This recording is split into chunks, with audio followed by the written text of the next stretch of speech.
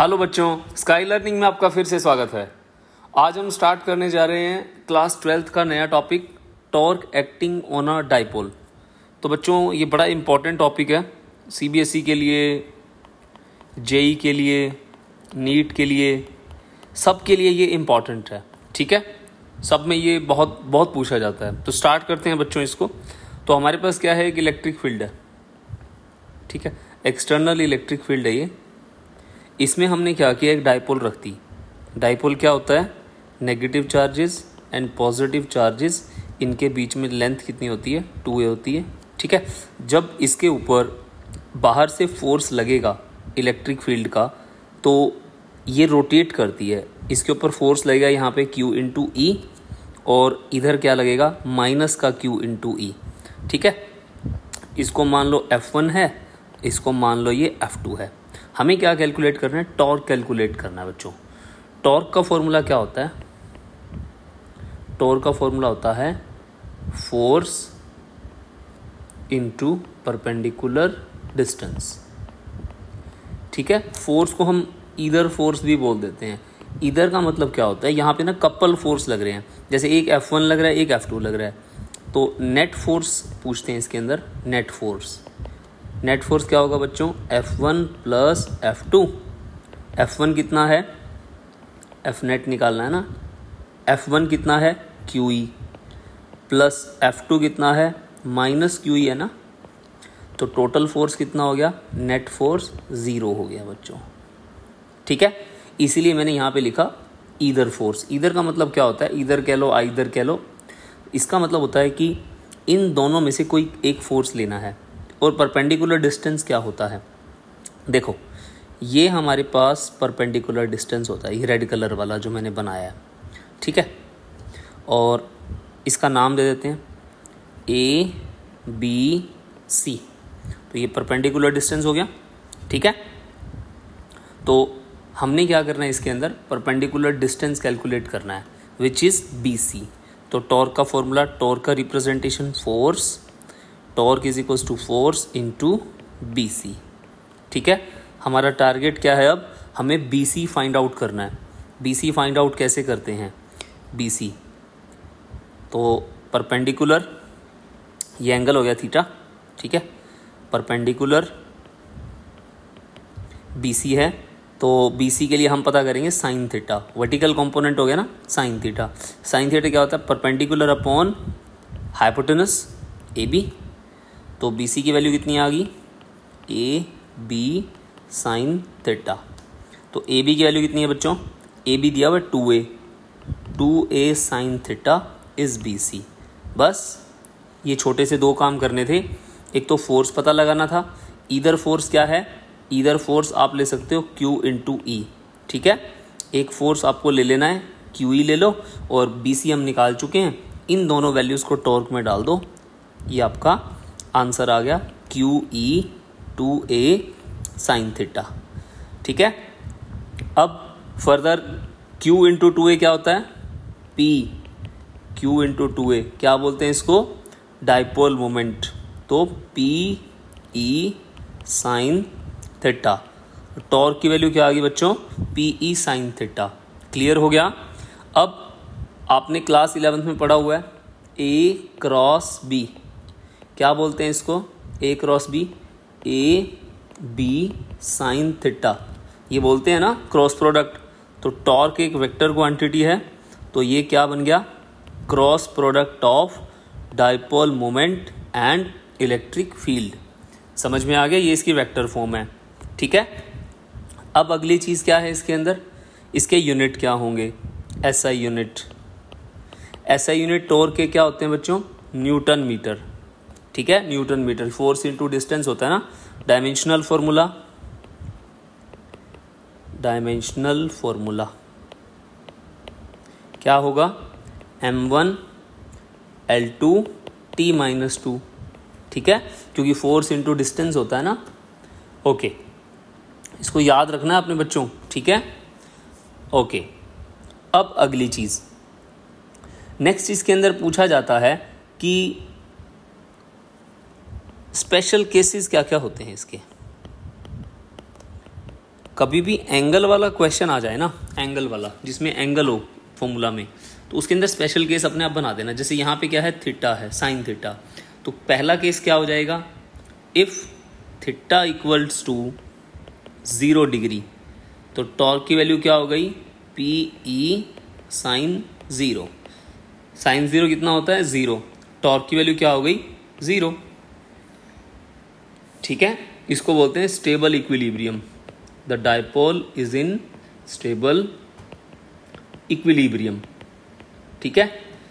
Case number 2, if theta equals to 90 degree, तो मैं इसका डायग्राम भी बना के देता हूं तुम्हें। ये जैसे हमारे पास इलेक्ट्रिक फील्ड है, ठीक है, तो इस इलेक्ट्रिक फील्ड में डायपोल बना देता हूं।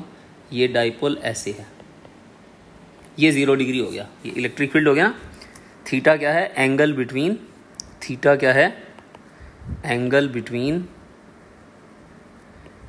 Between dipole moment and electric field. ठीक है। केस 2, केस 2 के अंदर हम लोग इसको आगे कर लेते हैं। केस 2 क्या कहता है बच्चों, जब डायपोल में और इलेक्ट्रिक फील्ड में एंगल कितना है, 90, मतलब माइनस ऐसे रख लो, प्लस ऐसे रख लो। अब यहाँ पे ना मैक्सिमम फोर्स लगेगा, देखो कैसे, torque is equals to P E sine 90। Sine 90 क्या होता है बच्चों, 1 होता है ना, तो पी ई, यहाँ मैक्सिमम टॉर्क हो गया। ठीक है, क्लियर हुआ। Last case, if theta is equals to 180 degree, तो 180 का मतलब क्या होता है, डायपोल बना लेते हैं बच्चों। ये इलेक्ट्रिक फील्ड है, तो यहाँ से ये प्लस हो गया और ये माइनस हो गया।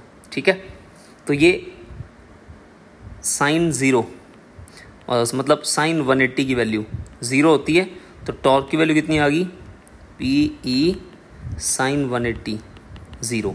तो ये पहला और ये सेम हो गया, बट यहाँ पे डायपोल जो होती है ना बच्चों, अनस्टेबल इक्विलिब्रियम में होती है, अनस्टेबल इक्विलिब्रियम। समझ में आ गया, ये आपको सारी की सारी बातें याद रखनी है। क्लियर है बच्चों। तो ये टॉर्क का टॉपिक हो गया। अब इस पे एक न्यूमेरिकल देखते हैं।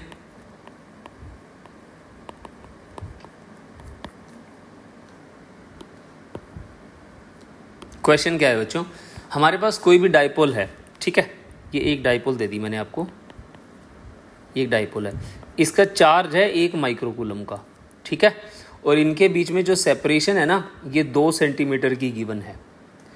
अगर डायपोल के ऊपर फील्ड जो है हमने अप्लाई कर दिया, एक्सटर्नल फील्ड, जिसकी वैल्यू दे रखी है 10⁵ न्यूटन पर कूलम, आपको क्या करना है, इसके अंदर टॉर्क की वैल्यू कैलकुलेट करनी है, टॉर्क की वैल्यू। और कौन सा टॉर्क करना है, मैक्सिमम, मैक्स टॉर्क। अब मैक्स टॉर्क कैलकुलेट करने के लिए आपको पता होना चाहिए कि मैक्सिमम टॉर्क कब होता है। अभी ऊपर मैंने केस बताए, टॉर्क का फॉर्मूला लिख लो पहले, P E sine theta. Torque maximum कब होगा, जब ये वाली वैल्यू मैक्सिमम होगी। तो साइन मैक्सिमम कब होता है, जब थीटा की वैल्यू कितनी होती है, 90 डिग्री होती है। तो टॉर्क की वैल्यू कितनी आ गई, पी ई साइन 90, तो यहाँ लिख लोगे मैक्स, ठीक है। तो टॉर्क मैक्स कितना आ गया, पी ई, तो पी क्या होता है, क्यू इंटू 2a और इलेक्ट्रिक फील्ड, तो टॉर्क मैक्स आ गया निकालना। क्यू कितना है, 1 माइक्रो, माइक्रो का मतलब होता है 10⁻⁶, इंटू सेपरेशन कितना है 2 डिवाइड बाई 100 हो जाएगा ना, सेंटीमीटर को मीटर में कन्वर्ट कर दिया, इंटू इलेक्ट्रिक फील्ड कितना है 10⁵, ठीक है। तो बस अभी हो गया, कितना आ गया, 2 तो 2 रख लो, इंटू 10 की पावर, बेस सेम है -6 + 5, ये नीचे वाला ऊपर जाएगा, -2, कितना हो गया, 2 इंटू 10⁻³ -9, ठीक है।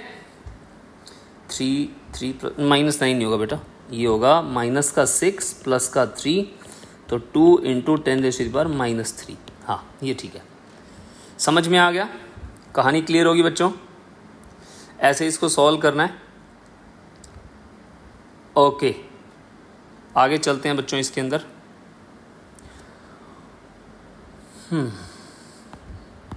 अगला सवाल कर लेते हैं, एक न्यूमेरिकल और देख लेते हैं। अब बच्चों टॉर्क के जो क्वेश्चन होते हैं ना, ये बहुत इंपॉर्टेंट होते हैं, ठीक है। तो इन क्वेश्चंस को कभी भी इग्नोर मत करना, इसको हमेशा ट्राई करना, जितने आपको जहाँ जहाँ क्वेश्चन इसके प्रैक्टिस मिले इसको करते रहना। अब एक क्वेश्चन है बच्चों इसके अंदर कि एक इलेक्ट्रिक डाइपोल है, ठीक है, जो 2 सेंटीमीटर लेंथ की है। तो मैं इसको बना लेता हूँ 2 सेंटीमीटर, ठीक है, और हम इसको इलेक्ट्रिक फील्ड में रख देते हैं, इलेक्ट्रिक फील्ड में रख देते हैं, ठीक है। तो इसका जो एक्सिस है ना, उसका एंगल दे रखा है हमें 60 डिग्री, मान लेते हैं 60 डिग्री है, और इलेक्ट्रिक फील्ड की वैल्यू जो है वो हमें इसके अंदर निकालनी है। इलेक्ट्रिक फील्ड कितना होगा, अगर टॉर्क की वैल्यू दे देता है 8√3 न्यूटन मीटर, ठीक है। इलेक्ट्रिक फील्ड की वैल्यू हमें निकालनी है और टॉर्क की वैल्यू कितनी दे दी, 8√3, ठीक है। और चार्जेस की वैल्यू जो है हमारे पास, चार्जेस की वैल्यू वो ले लेते हैं हम लोग 4 नैनो कूलम, ठीक है। 4 माइनस का 4 हो गया, ये प्लस का 4 हो गया, ये डेटा गिवन है, ठीक है। तो लिख देता हूँ मैं, क्यू कितना गिवन है, 4 नैनो कूलम। तो स्टार्ट करते हैं बच्चों। डेटा मैंने पूरी स्टेटमेंट नहीं लिखी, मैंने सिर्फ वो लिख दिया डेटा जो है इसके अंदर, ठीक है।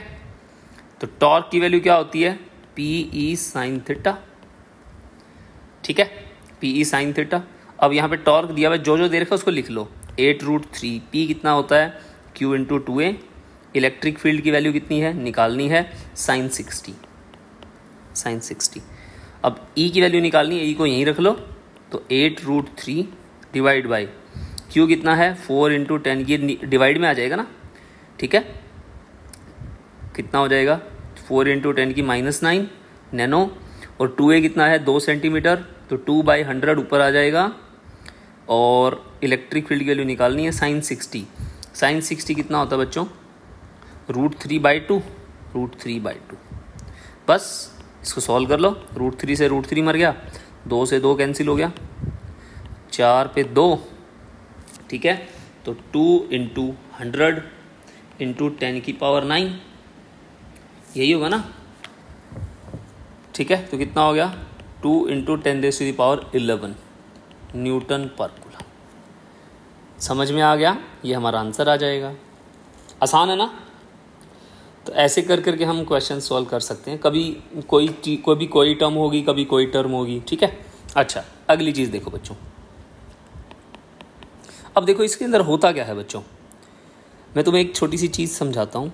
ये जैसे डाइपोल होता है, ठीक है, ये इलेक्ट्रिक फील्ड है। मान लो यहाँ पे मैंने एक डाइपोल रखा, अब जब इलेक्ट्रिक फील्ड आएगा, ये प्लस इस प्लस को रिपेल करेगा और ये प्लस इस माइनस को अट्रैक्ट करेगा। तो इससे होगा क्या, ये दोनों एक थे इकट्ठे, ये दोनों ना स्ट्रेच होने लग जाते हैं, स्ट्रेच खींचने लग जाते हैं। जैसे मान लो ये रबड़ है, अगर आप इसको इधर खींचो और इधर खींचो, रबड़ लंबी हो जाएगी ना बच्चों। सेम ऐसे डाइपोल होता है, ये डाइपोल ना ऐसे खींच के ना एक इधर पॉजिटिव चला गया और ये इधर नेगेटिव हो गया, ऐसे ही होता है ना। मैंने अभी 2 मिनट पहले ऊपर डायग्राम बनाया था ऐसे। तो ये जो स्ट्रेच हुआ है, जैसे ही मैं यहाँ पे फील्ड को बंद करूँगा, ये वापस क्या हो जाएगा, ऐसा हो जाएगा। फील्ड की वैल्यू अप्लाई की तो स्ट्रेच हो गया, फील्ड की वैल्यू रिमूव करी तो वापस हो गया। रबड़ की तरह काम करता है ये, ठीक है, रबड़ जैसे डाइपोल ऐसे काम करता है। अब हमें क्या करना है, हमें इसके अंदर जो रबड़ की तरह एनर्जी स्टोर होती है वो एनर्जी निकालनी है बच्चों, ठीक है। तो टॉपिक का नाम क्या है, energy stored in a dipole. Energy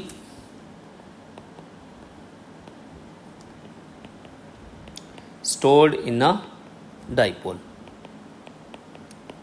बहुत आसान है, 2 मिनट का काम है। एनर्जी इज, जो हमें पता है, एनर्जी जो होती है is equivalent to work done. Energy work done की इक्वल होती है। तो small amount of work done is equals to torque into D theta. यहाँ पे जो हमारी डाइपोल होती है वो एंगुलर मोशन कर रही है, तो टॉर्क क्या है यहाँ पे, फोर्स है। फोर्स कौन सा, एंगुलर फोर्स, या फिर इसको कह लेते हैं moment of force.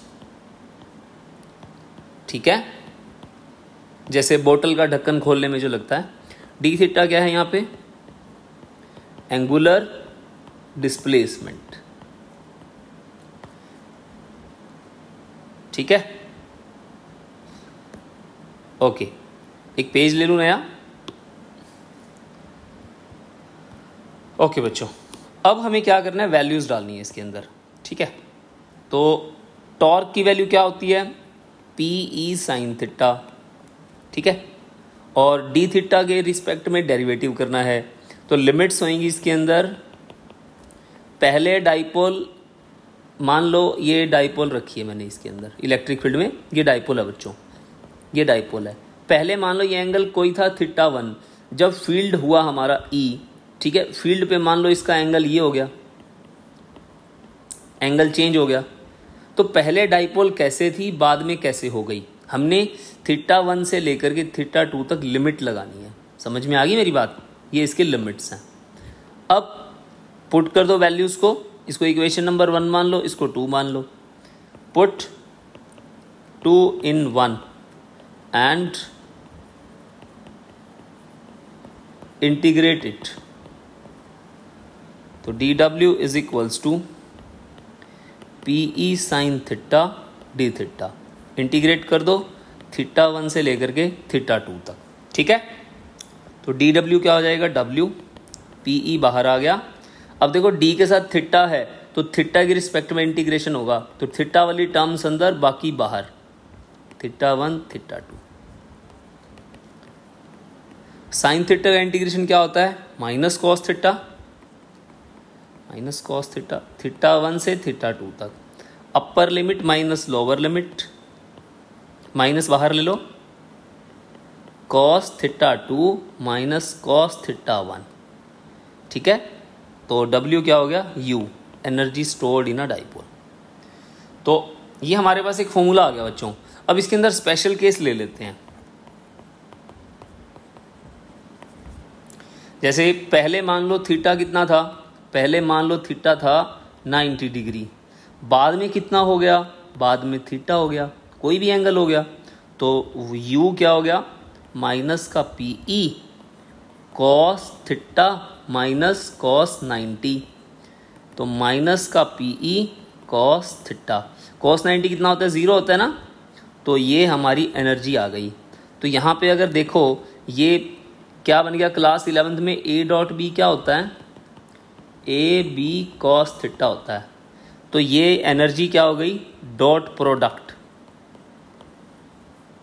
Dot product. समझ में आ गया, क्रॉस प्रोडक्ट क्या देता है, टॉर्क देता है, और डॉट प्रोडक्ट क्या देता है बच्चों, एनर्जी देता है। लिख देता हूं मैं, क्रॉस प्रोडक्ट क्या देता है, टॉर्क, टॉर्क, और डॉट प्रोडक्ट क्या मिलता है, मैं इसको थोड़ा तरीके से लिख देता हूं, cross product of P and E gives torque. Second, dot product of P and E gives energy.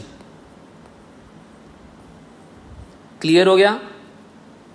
तो ठीक है बच्चों, अगली वीडियो में मिलेंगे हम लोग इसके न्यूमेरिकल्स के साथ। इसके न्यूमेरिकल्स पढ़ेंगे, अच्छे अच्छे क्वेश्चंस हैं इसके ऊपर, तो पढ़ाई करते रहो। इसके लेक्चर के नोट्स मैं डिस्क्रिप्शन में डाल दूंगा। कोई भी किसी भी तरह की दिक्कत हो तो बच्चों आप कमेंट सेक्शन में कमेंट कर सकते हो। कोई भी टॉपिक समझ में ना आया हो, आपको कोई मतलब प्रॉब्लम आ रही हो, कोई वर्ड समझ में ना आ रहा हो, तो आप मुझे कमेंट करें, ठीक है, फीडबैक दें मुझे। तो ठीक है बच्चों, टेक केयर, पढ़ाई करते रहो, नंबर बढ़िया लेके आने आपने। Bye bye, take care.